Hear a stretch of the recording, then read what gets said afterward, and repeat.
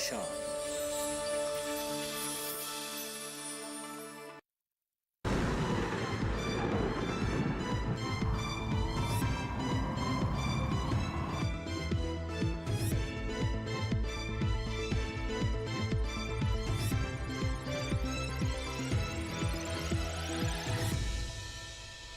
नमस्कार, आप देख रहे हैं दूरदर्शन किसान। मौसम खबर में आप सभी का स्वागत है। मैं हूं आपके साथ मोनालिसा।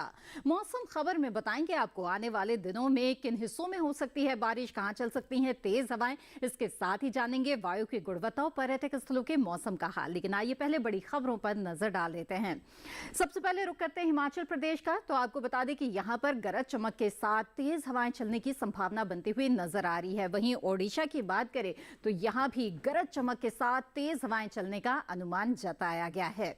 आगे बढ़ते हैं, रुक करते हैं तेलंगाना का। तो यहां पर गिने चुने जगहों पर भारी बरसात की संभावना बनती हुई नजर आ रही है। वहीं बात करें केरल की तो छिटपुट हिस्सों में भारी बारिश का अनुमान जताया गया है। इसके अलावा अब बात करते हैं विदर्भ की, जहां पर गरज चमक के साथ तेज हवाएं चलने के आसार बनते हुए दिख रहे हैं। तो ये तो हुई मौसम से जुड़ी हुई 5 बड़ी खबरें। और अब मौसम अलर्ट पर नजर डाल लेते हैं। भारत मौसम विज्ञान विभाग की तरफ से मिली जानकारी के अनुसार देखते हैं कि देश के वो कौन से हिस्से हैं जहां पर आपको नजर बनाए रखने की जरूरत है, क्योंकि देश के बहुत से हिस्सों में गरज के साथ तेज हवाएं चलने के आसार नजर आ रहे हैं। और ये पीले रंग के जो तमाम हिस्से मानचित्र पर इस वक्त आप देख रहे हैं, ये वही हिस्से हैं जहां पर आपको नजर बनाए रखने की जरूरत है, जिसमें उत्तर भारत में हिमाचल प्रदेश भी शामिल है। तो इसके साथ ही जो पूर्वोत्तर का हिस्सा है वो शामिल है। मध्य भारत में बात करें तो विदर्भ छत्तीसगढ़ भी है। और पूर्वी भारत में ओडिशा, गांगे पश्चिम बंगाल आप देख सकते हैं, यहां पर भी नजर बनाए रखने की जरूरत है। साथ ही तटीय आंध्र प्रदेश, केरल, तमिलनाडु, पुडुचेरी, इन हिस्सों में भी गरज के साथ तेज हवाएं चल सकती है। ऐसे में आप यहां पर नजर बनाकर रखिए। साथ ही गुजरात के भी कुछ हिस्सों में गरज के साथ तेज हवाएं चलने के आसार नजर आ रहे हैं। यहां भी नजर बनाए रखने की जरूरत है। जो हरे रंग के तमाम हिस्से आप देख रहे हैं अपने मानचित्र में, यहां पर फिलहाल किसी तरह की कोई चेतावनी जारी नहीं की गई है। जी हां, तो गरज के साथ तेज हवाएं चलने के आसार देश के कई हिस्सों में हैं। अब आगे बढ़ते हैं और बारिश का हाल जान लेते हैं कि देश के वो कौन से हिस्से हैं जहां पर आने वाले 2 दिनों में बारिश हो सकती है और कहां रहेगा मौसम साफ। उत्तर भारत की आइए पहले बात करते हैं। जम्मू कश्मीर, लद्दाख, जैसे कि आप देख रहे हैं, कई जगहों पर बारिश हो सकती है। तो वहीं हिमाचल प्रदेश, पंजाब और साथ ही उत्तराखंड की बात करें तो कहीं कहीं बरसात के आसार नजर आ रहे हैं। इसके अलावा हरियाणा, दिल्ली, पश्चिमी उत्तर प्रदेश और पूर्वी उत्तर प्रदेश की बात करें तो यहां पर बारिश के लिहाज से मौसम साफ रहेगा, यानी कि बारिश के आसार यहां पर फिलहाल बनते हुए नजर नहीं आ रहे हैं। तो खासतौर पे उत्तर भारत के जो पहाड़ी हिस्से हैं वहां बारिश हो सकती है। इसके अलावा आपको बता दें कि अरुणाचल प्रदेश में अधिकतर जगहों पर बरसात की संभावना नजर आ रही है। इसके साथ ही उप हिमालय, पश्चिम बंगाल, असम, मेघालय, इसके साथ ही नागालैंड, मणिपुर, मिजोरम का जो हिस्सा है, कई जगहों पर यहां पर बारिश हो सकती है। गांगे पश्चिम बंगाल और ओडिशा में भी कहीं कहीं बरसात के आसार हैं। इसके साथ ही तेलंगाना में कई जगह बारिश हो सकती है। अंडमान निकोबार द्वीप समूह, तटीय आंध्र प्रदेश, रायलसीमा, साथ ही तमिलनाडु, पुडुचेरी, केरल और उत्तर जो दक्षिणांतरी कर्नाटक है, कहीं कहीं बारिश यहां पर हो सकती है। तटीय कर्नाटक, उत्तरी आंतरिक कर्नाटक और लक्षद्वीप में बारिश के लिहाज से मौसम साफ रहेगा। इसके साथ ही मध्य भारत में भी जैसे कि आप देख रहे हैं कि कई हिस्सों में बारिश के आसार नजर आ रहे हैं। पश्चिमी मध्य प्रदेश हो या पूर्वी मध्य प्रदेश, इसके अलावा विदर्भ और छत्तीसगढ़ में भी कहीं कहीं बादल बरस सकते हैं। पश्चिमी राजस्थान, गुजरात, सौराष्ट्र, कच्छ में भी कहीं कहीं बादल बरसने के आसार नजर आ रहे हैं। लेकिन पूर्वी राजस्थान की बात करें तो यहां पर मौसम साफ रहेगा।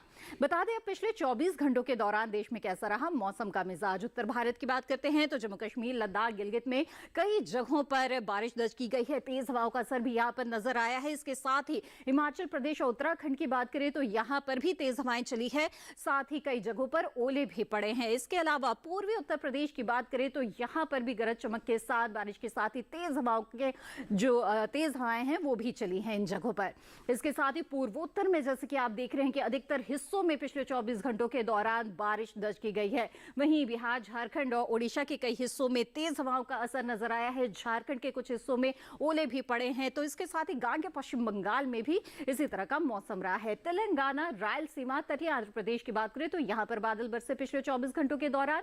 दक्षिण आंतरिक कर्नाटक और इसके साथ ही केरल में भी बारिश दर्ज की गई है पिछले 24 घंटों की अगर बात करें तो। खासतौर पर दक्षिण भारत के ये वो हिस्से हैं जहां पर पिछले 24 घंटों में बारिश दर्ज की गई है। इसके अलावा पूर्वी मध्य प्रदेश, छत्तीसगढ़ और विदर्भ की बात करें तो यहाँ पर कुछ जगहों पर तेज हवाओं का जो असर है वो नजर आया है। इसके साथ ही पूर्वी मध्य प्रदेश के कुछ हिस्सों में ओले भी पड़े हैं। तो विदर्भ में भी बारिश दर्ज की गई है पिछले 24 घंटों के दौरान। तो मध्य भारत का हाल भी आपने जान लिया, जहां के कुछ हिस्सों में ओले भी पड़े हैं, बारिश भी हुई है और तेज हवाओं का असर भी रहा है। और इसके साथ यहाँ पर मौसम खबर में वक्त हो गया है छोटे से ब्रेक का। ब्रेक के बाद भी मौसम से जुड़ी हुई कई और अहम खबरें आपको बताएंगे। आप बने रहें दूरदर्शन किसान पर।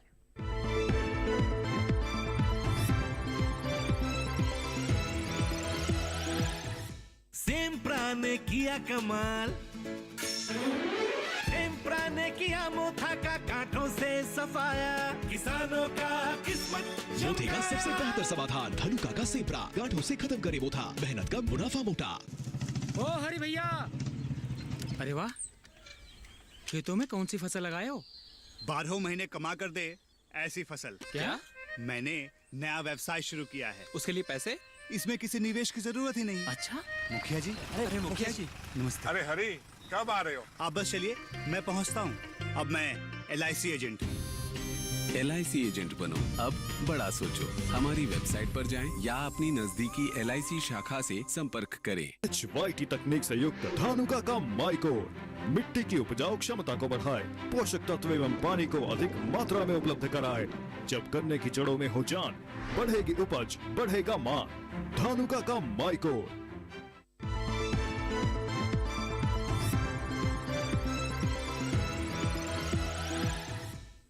ब्रेक के बाद आप सभी का फिर से स्वागत है। आप देख रहे हैं मौसम खबर। मौसम खबर में अब आगे बढ़ते हैं, जानते हैं कि तापमान की क्या स्थिति चल रही है देश के तमाम हिस्सों में।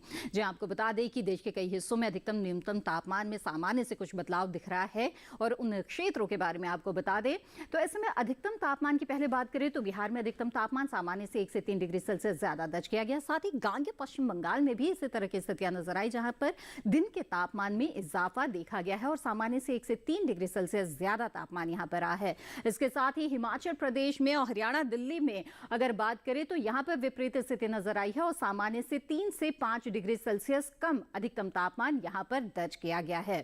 इसके साथ ही और भी हिस्से हैं जहां पर अधिकतम तापमान में गिरावट दिख रही है, जैसे कि असम मेघालय की बात करें तो यहां पर भी सामान्य के मुकाबले 3 से 5 डिग्री सेल्सियस कम अधिकतम तापमान इन इलाकों में देखा गया।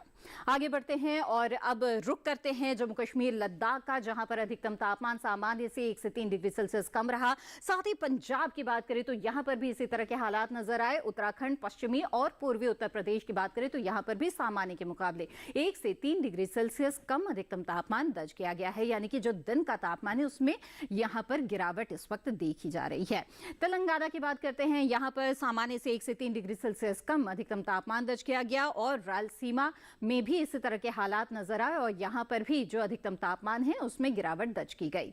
आपको बता दें कि देश के मैदानी इलाकों में सबसे ज्यादा तापमान दर्ज किया गया है उत्तरी आंतरिक कर्नाटक के गुलबर्गा में, जहां पर 39.1 डिग्री सेल्सियस अधिकतम तापमान दर्ज किया गया।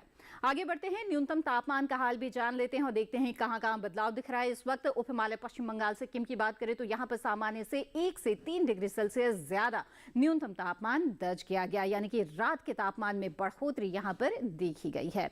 वहीं तटीय आंध्र प्रदेश की बात करें तो यहां पर सामान्य से 1 से 3 डिग्री सेल्सियस ज्यादा न्यूनतम तापमान रहा। तमिलनाडु और पुडुचेरी में भी इसी तरह के हालात नजर आए, जहां पर सामान्य से 1 से 3 डिग्री सेल्सियस ज्यादा न्यूनतम तापमान दर्ज किया गया।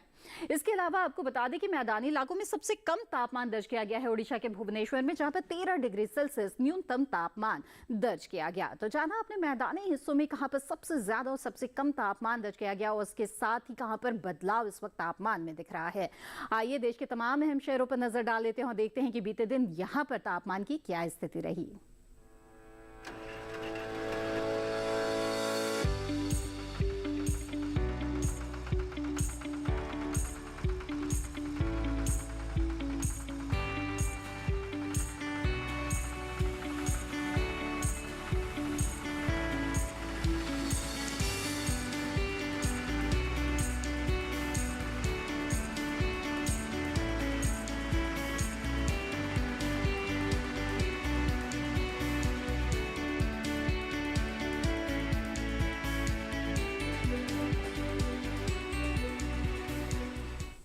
इसी के साथ मौसम खबर में वक्त हो चला है एक और छोटे से ब्रेक का। ब्रेक के उस पार बात होगी वायु की गुणवत्ता की और साथ ही जानेंगे कि पर्यटक स्थलों में अगले 4 दिनों तक किस तरह का रहेगा मौसम।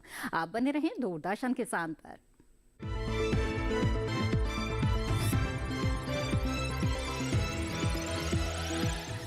क्या बात है, बहुत फिट लग रहा है। ट्रेनिंग करवा रहा है 3 महीने में पैसे डबल। वाह, फास्ट और हाई रिटर्न्स भी। क्या स्कीम है? कल तो नहीं थी यहाँ। और कल होगा भी नहीं। तूने कभी 5 ओवर में डबल सेंचुरी मारी है? ऐसे स्कीम के बहकावे में आके हम धोखा खा सकते हैं। और आरबीआई कहता है अपना पैसा सुरक्षित रखो और समझदारी से निवेश करो। अगर ज्यादा रिटर्न के पीछे भागोगे तो रिस्क भी उतना ही उठाओगे। और फास्ट रिटर्न से बच के। और फास्ट बॉलिंग से भी। आरबीआई कहता है जानकार बनिए, सतर्क रहिए। सेम्प्रा ने किया कमाल, सेम्प्रा ने किया मोथा का कांटों से सफाया, किसानों का किस्मत मोती का सबसे बेहतर समाधान धनुका का सेप्रा। गांठों से खत्म करे मोथा, मेहनत का मुनाफा मोटा।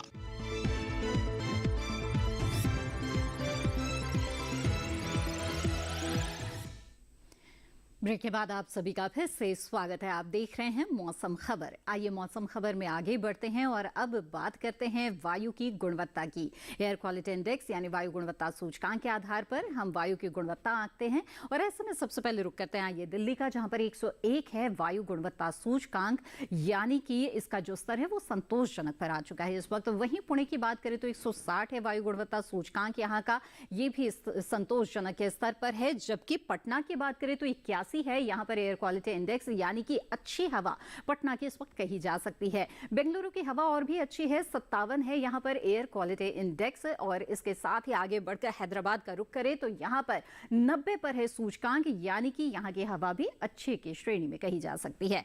और कोलकाता के हवा का स्तर और भी अच्छा है, 65 है यहाँ पर वायु गुणवत्ता सूचकांक, यानी कि अच्छी हवा यहाँ की है। मुंबई की बात करें तो 97 है यहाँ पर एयर क्वालिटी इंडेक्स, यानी कि इसकी हवा भी अच्छी कही जा सकती है इस बार। अहमदाबाद की बात करें तो 167 है एयर क्वालिटी इंडेक्स, यानी कि संतोषजनक के स्तर पर यहाँ की हवा बनी हुई है।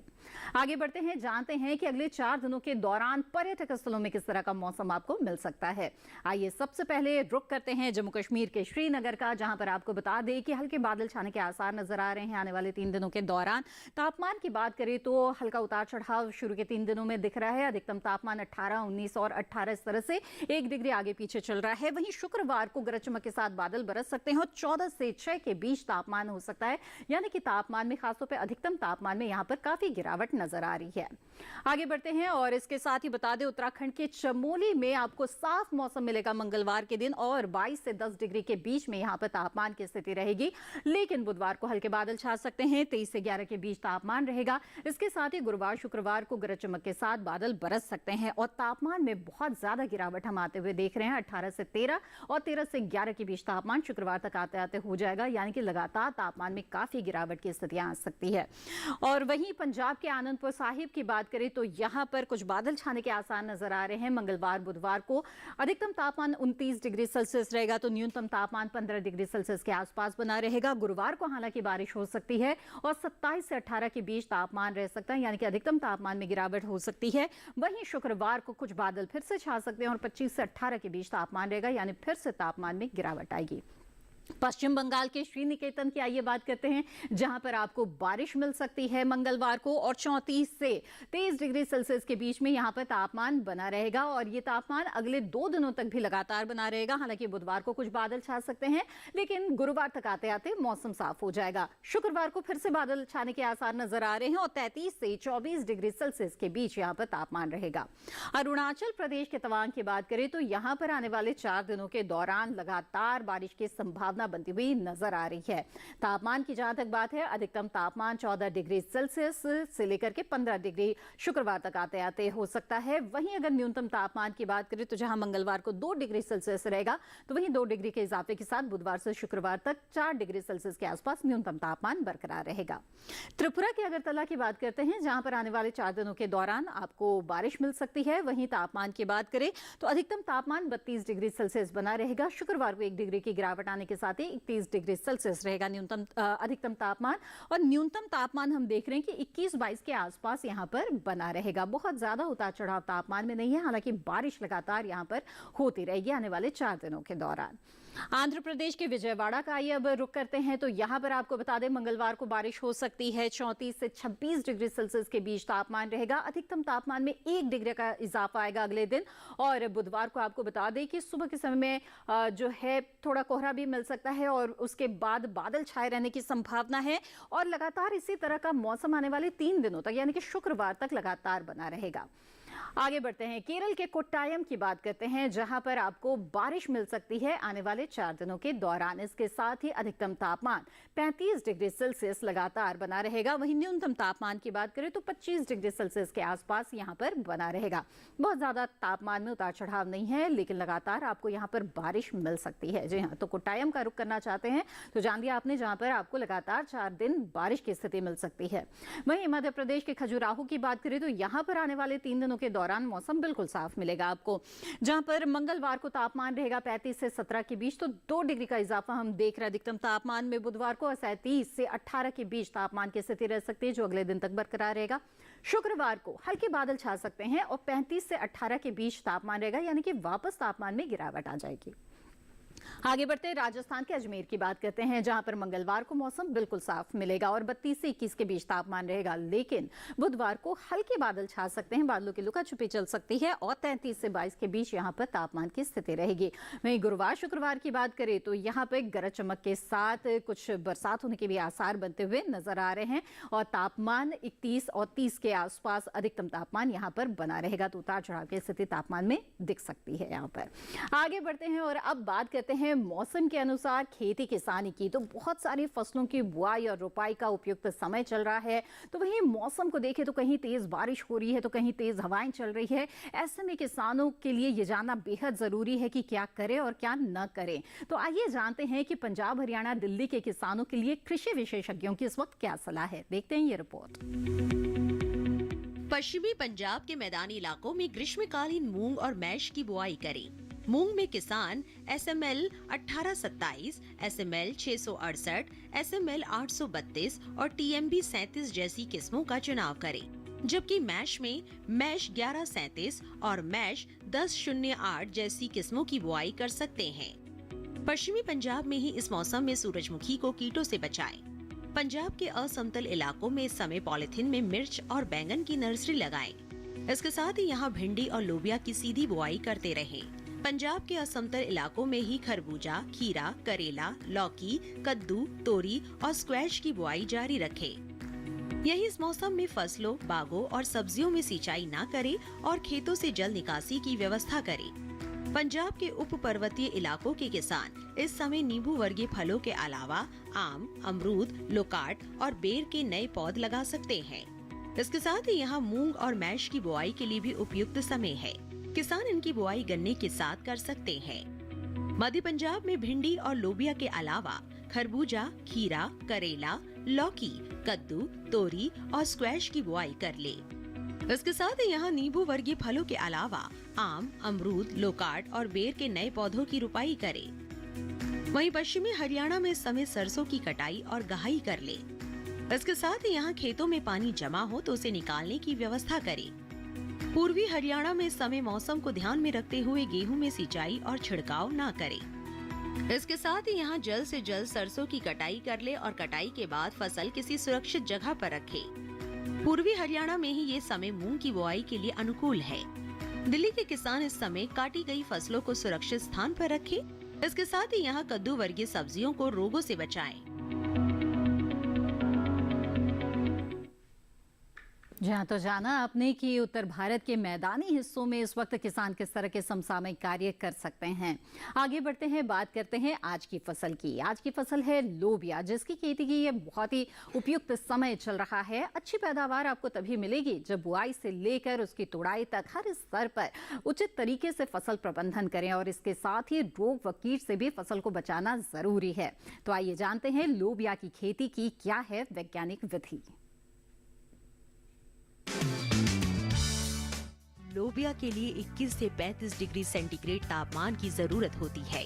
दोमट मिट्टी इसके लिए सबसे बेहतर मानी जाती है, लेकिन बलुई दोमट मिट्टी में भी इसकी खेती की जा सकती है।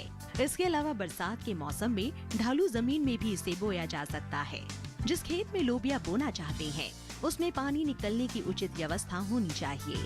1 हेक्टेयर में कितना बीज डालना है, ये इस बात पर निर्भर है कि आप किस मकसद से इसे बो रहे हैं। फलियों के लिए 20 से 25 किलो, दाने के लिए 30 से 35 किलो और हरे चारे के लिए 35 से 40 किलो बीज प्रति हेक्टेयर लगेगा। दाने और फलियों के लिए कतार में बीज बोए, जबकि हरी खाद के लिए बीज को खेतों में छिड़क दे। लोबिया के लिए 10 से 15 किलो नाइट्रोजन और 20 किलो फास्फोरस प्रति हेक्टेयर की दर से बुआई से पहले ही डाल दे। बुआई के 20 से 25 दिन बाद खेत की निराई गुड़ाई कर ले। ज्यादा खरपतवार उगने पर दोबारा निराई गुड़ाई करे। लोबिया में सूत्रकृमि और पीला रोग का खतरा रहता है। पीला रोग को मोजेक भी कहा जाता है। रोकथाम के लिए ग्रीष्मकालीन लोबिया में ज्वार की मिश्रित फसल ले। लोबिया में माहू और फली भेदक कीट का भी खतरा रहता है। फसलों में लगने वाले इन रोगों और कीटों से बचाव के लिए किसान विशेषज्ञों की सलाह से उचित दवाओं का छिड़काव करें।